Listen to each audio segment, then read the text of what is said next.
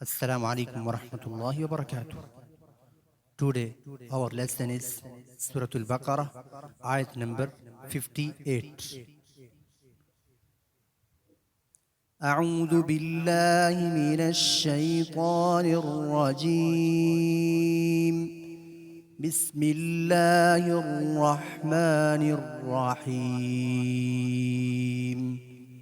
وَإِذْ قُلْنَا ادْخُلُوا هَٰذِهِ الْقَرْيَةَ فَكُلُوا مِنْهَا حَيْثُ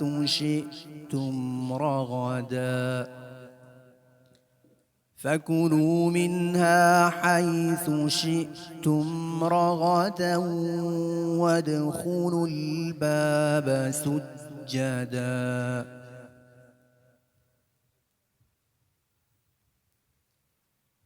وَقُولُوا حِطَّةٌ نَّغْفِرْ لَكُمْ خَطَايَاكُمْ وَسَنَزِيدُ الْمُحْسِنِينَ.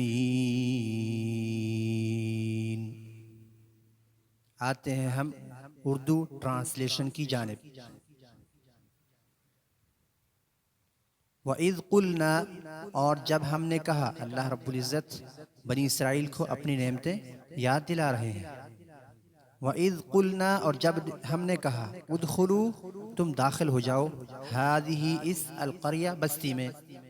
بنی اسرائیل سے موسیٰ علیہ السلام نے کہا کہ تم اس بستی میں داخل ہو جاؤ، اور جو تمہارے مخالفین ہیں ان میں تم سے لڑنے کی استطاعت نہیں ہوگی، اللہ تعالیٰ تمہیں فتح دیں گے.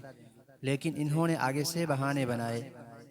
فَكُلُوا، پس تم کھاؤ. منہا، اس سے. حیث شئتم، جس طرح تم چاہو. رغداً، خوب.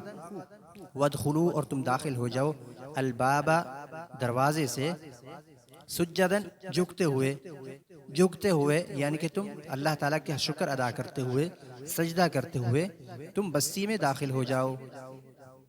وقولوا، اور تم کہو. ان پر ایک جملہ لازم کر دیا تھا کہ تم اللہ تعالیٰ سے ایک دعا کرو. وقولوا، اور ساتھ میں یہ کہو. حطۃ، کہ ہمیں بخش دے. یہ ایک لفظ ہے جس کا معنی ہے اے اللہ ہمیں بخش دے. نغفر لکم، ہم معاف کر دیں گے. خطایاکم، تمہاری خطاؤں کو.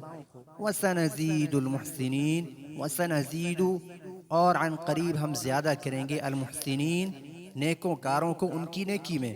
محسنین کو ان کے احسان میں ہم ان کو زیادہ کریں گے. گویا کہ ہم تمہیں نیک عمل کی مزید توفیق دیں گے. لیکن بنی اسرائیلیوں نے موسیٰ علیہ السلام کے حکم کی نافرمانی کی اور اس بات کو مانا نہیں. پھر ان کے ساتھ جو ہوا وہ اگلی آیات میں انشاءاللہ ہم بیان کریں گے. السلام علیکم ورحمۃ اللہ وبرکاتہ.